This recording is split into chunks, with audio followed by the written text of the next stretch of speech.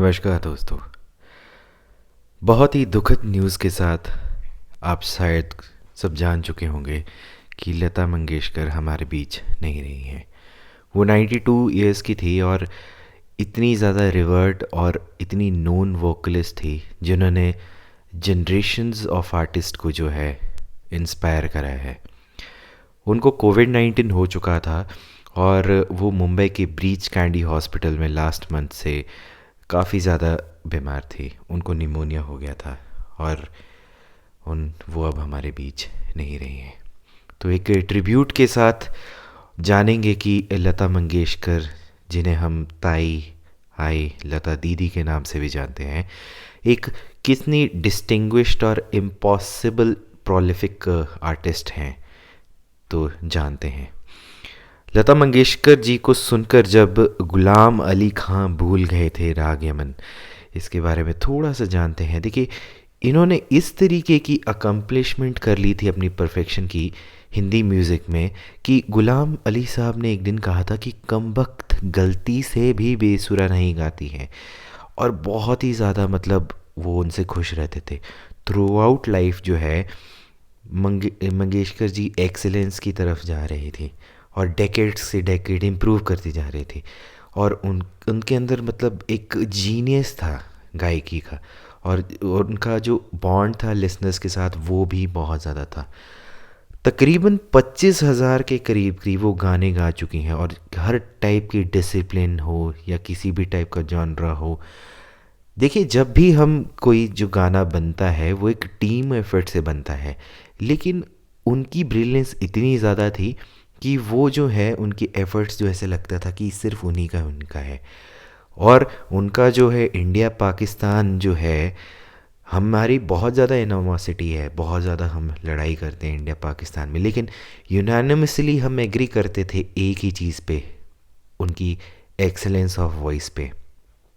In fact एक बात भी है कि एक बहुत फेम्ड स्टोरी है, एक लेटर जो ऑल इंडिया रेडियो में आया था लाहौर से, जिसमें ये भी कहा था कि इंडिया जो है वो कश्मीर रख सकता है, लेकिन उन्हें लता मंगेशकर जी को पाकिस्तान में दे देना चाहिए।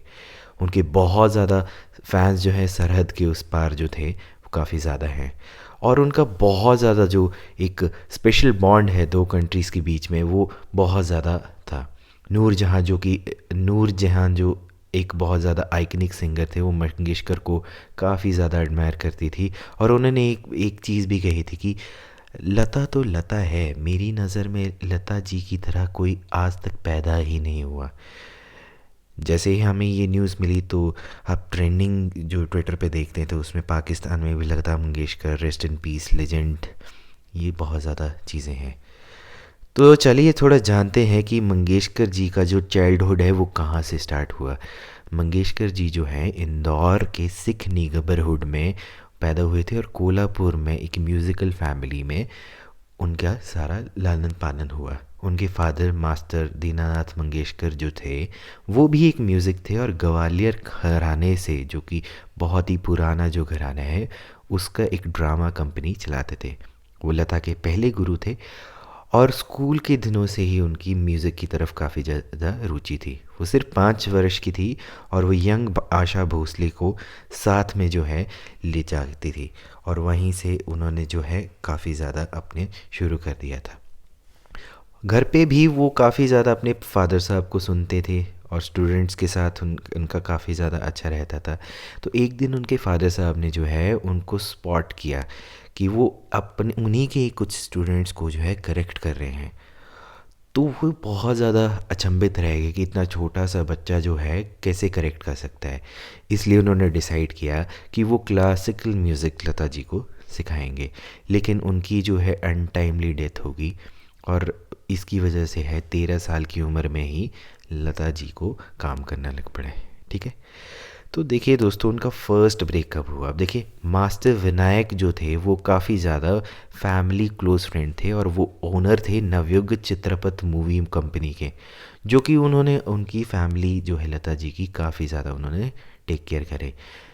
और उन्होंने डिसाइड किया लता जी ने कि वो एक्टर और सिंगर बनेंगे। उनका पहला सॉन्ग जो था वसंत जोगलेकर मराठी फिल्म की किती हसल 1942 में था, लेकिन वो फाइनल कट पे नहीं आ पाया। फिर उन्होंने काफ़ी ज़्यादा मराठी फिल्म्स में जो है काम करा 1945 तक। फिर उनके बाद जो है उस्ताद अमन अली खान के अंतर्गत भेंदी बाज़ार घराना के अंतर्गत जो है उनकी ट्रेनिंग शुरू हुई। विनायक जी ने जो है वसंत देसाई जी के साथ उनकी जो है इंट्रोडक्शन कराई, लेकिन वो 1948 में चल बसे। इसके बाद कंपोज़र गुलाम हैदर जो कि उन्हें मंगेशकर जी को ले गए, उन्होंने आगे जो है ससदार मुखर्जी के साथ फिल्मस्तान स्टूडियो में उनके साथ काम करना शुरू कर दिया। लेकिन मंगेशकर जी जो है मुखर्जी से रिजेक्ट हो गए थे, लेकिन उनकी वॉइस जो थी वो कह रहे थे कि वॉइस बहुत ज़्यादा थिन है। तो लता जी जो हैं इनकी जजमेंट में काफ़ी ज़्यादा एंग्री हो गए थे। तो इसके बाद उन्होंने कहा था कि इनका कोई बात नहीं, ये कर देंगे, ठीक है। इसके बाद क्या है कि इनका क्या है कि मजबूर फिल्म में इनका जो है दिल मेरा तोड़ा मुझे कहीं का ना छोड़ा, इस पे एक सॉन्ग आया और ये बहुत ज़्यादा जो है इनकी इमिटेशन थी नूर जहाँ की, ठीक है। उसके बाद लता जी जो है काफ़ी डिफरेंट स्टाइल्स में इन्होंने शुरू कर दिया और इनकी जो वॉइस है वो भी काफ़ी ज़्यादा मैच्योर होने लग पड़ी, ठीक है। अब देखिए बहुत ज़्यादा जो है लेजेंडरी सॉन्ग्स हैं वो लता जी ने गाए हुए हैं, जैसे कि आएगा आने वाला खेमचंद प्रकाश की कॉम्पोजिशन जो है महल 1949 में। और उसके बाद जो है उनकी जो है काफ़ी ज़्यादा जैसे जब प्यार किया तो डरना क्या मुगले आज़म आई थी, ठीक है। उसके बाद जो है ए मेरे वतन के लोगों जो कि सी रामाचंद्र जी की ट्यून थी, इंडोसीना वॉर 1962 में ये पूरे देश को और इवन प्रधानमंत्री जी को जो है आंसू दिला गई थी, ठीक है। इसी के साथ इनकी साहिर लुधियानवी के पीस अल्लाह तेरो नाम ईश्वर तेरो नाम बहुत ज़्यादा हुआ। पियो तो से नैनो लगा गए जो गाइड फिल्म 1965 है उसमें भी काफ़ी ज़्यादा इनका हुआ। लता जी जो हैं वो अपनी लैडर जो है सक्सेस की धीरे धीरे धीरे जो ऊपर जा रही थी और इनकी जो स्टोरीज़ हैं वो राइवलरी के नाम पे भी आगे आने लग पड़ी, और rivalry one and only sister के साथ। तो थोड़ी इनकी सिस्टर टेल और राइवलरी के बारे में जानते हैं। अब देखिए ऐसा है कि इनकी जो सिस्टर और वेटरन सिंगर आशा भोसले हैं, ठीक है, म्यूज़िक कंपोज़र ओपी नायर जो है उन्होंने इनफेमसली कभी भी मंगेशकर जी को गाने के लिए नहीं बोला। और एक रेडियो इंटरव्यू जो था अमीन सैनी के साथ 1984 में, जिसका टाइटल था लता से डरते डरते, तो इसमें लता मंगेशकर जी ने कहा है कि आशा जी जो हैं वो तो घर से भागी गई थी वो, ताकि उन्होंने शादी करनी थी। और आशा जी की जो शादी है गणपत राव भोसले से जो हुई थी 14 साल की उम्र में हुई थी, और फैमिली काफ़ी ज़्यादा अनहैप्पी थी। तो उन्होंने कहा था कि आशा मेरी बहन है और हमारे डिफरेंट स्टाइल्स हैं, हमारे जो सॉन्ग्स हैं वो भी अलग रहते हैं, लेकिन इसमें कोई राइवलरी का सवाल ही नहीं है। इसके अलावा जो है आपकी मोहम्मद रफ़ी के साथ भी काफ़ी ज़्यादा इनकी जो है राइवलरी माने जाते हैं। अब इसमें इशू जो है रॉयल्टी के इश्यूज़ आए थे, और मंगेशकर जी जो चाहती थी कि उनके जो सॉन्ग्स जो उनकी रिकॉर्ड कंपनी के साथ हो रहे हैं रफ़ी जी के साथ, तो उस पर उनको रॉयल्टी चाहिए थी। लेकिन रफ़ी कह रहे थे कि once the song has been sung the singer paid for it, it was the singer's property any more. तो उन्होंने 1963 और 67 के बीच में काम ही नहीं किया, ठीक है, काफ़ी ज़्यादा उनका काम ही नहीं हुआ। और देखिए इसके साथ साथ उन्होंने बहुत ज़्यादा लेजेंड्स के साथ काम किया है। इन्होंने कंपोज़र नौशाद, अनिल बिस्वास, एस डी बर्मन, शंकर जयकिशन, सी रामचंद्रन, सलीस चौधरी, हेमंत कुमार, मदन मोहन, खयाम, जयदेव, रवि बहुत इनके साथ करे हुए हैं। और मधुबाला और वहीदा रहमान से लेके काजोल और माधुरी दीक्षित तक भी रह सके हैं। मेरा one of the favourite song जो है वीर ज़ारा का है, और उसमें बहुत ही ज़्यादा जो उन्होंने जो है अच्छे तरीके से 2004 में गाई थी। इनफैक्ट मेरी मदर को जब ये चीज़ पता चली कि लता जी नहीं रही हैं तो वो भी काफ़ी अपसेट हुई।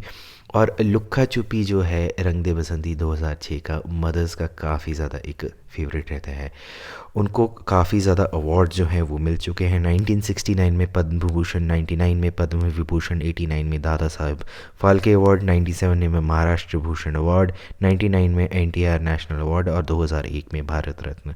94 और 2000 में फिल्म फेयर स्पेशल अवार्ड्स मिल सके हैं, film fair life time award. और अवार्ड्स की इतनी ज़्यादा लिस्ट है कि क्या ही कहें, ठीक है। उन्हें लीजन ऑफ ऑनर जो है 2007 में, हाईएस्ट डेकोरेशन जो है फ्रांस में वो भी मिल चुका है। इनकी डेथ के साथ इंडिया ने जो है सबसे ज़्यादा एक मोस्ट प्रोलिफिक और सिग्निफिकेंट आर्टिस्ट को लूज़ कर लिया है। और उनकी जो एक काइंड है वो लास्ट ऑफ हर काइंड है। उनके साथ क्या है, जैसे ही वो अपनी एक लेगेसी छोड़ चुके हैं, लेकिन वॉइस जो है वो कभी मरती नहीं है। जैसे जब जगजीत सिंह जी हमें छोड़ के चले गए थे, वो छोड़ के तो चले गए लेकिन गाने उनके आज तक हमारे बीच में हैं। तो ये हमारी तरफ से एक छोटी सी उनके लिए श्रद्धांजलि है।